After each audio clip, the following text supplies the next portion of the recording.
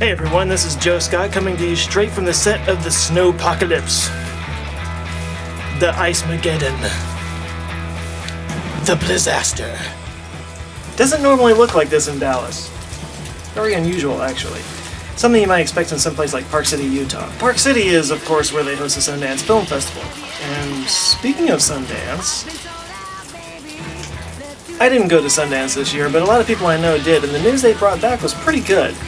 See, festivals are a great place to get exposure for your film, meet other filmmakers, network, and to generally just have a good time. But typically, if you want to sell your film, you have to go where the buyers are.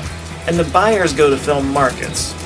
The buyers being distributors that want to find product to distribute all around the world. And the markets being places like AFM, the American Film Market in LA, the Berlinale Film Market that's attached to the Berlin Film Festival, and the Cannes Film Market that is, of course, attached to Cannes Film Festival.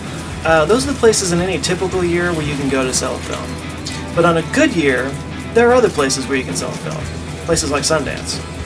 Sundance became known as the place where dreams were made back in the 90s when a little scrappy indie film could be bought for millions of dollars, but that was the 90s.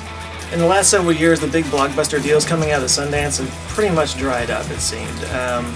The overall economy has been sluggish, as we all know, but also buyers were a little bit skittish about putting that kind of money into little indie films because they'd done that in the past and the indie films hadn't quite delivered the way they hoped to. It started to look like the days of the big deals out of Sundance were long gone. But could it be that things are starting to turn around? If this year's deals were any indication, it looks like it might be. There were more multi-million-dollar deals this year than we'd seen in a long time for movies like My Idiot Brother with Paul Rudd and Margin Call with Zach Quinto. Distributors are buying again, which is fantastic news for any filmmaker. But even better news is because of the lull that we've had over the last few years, it's opened up many new avenues through the latest technology of self-distribution and self-promotion for filmmakers.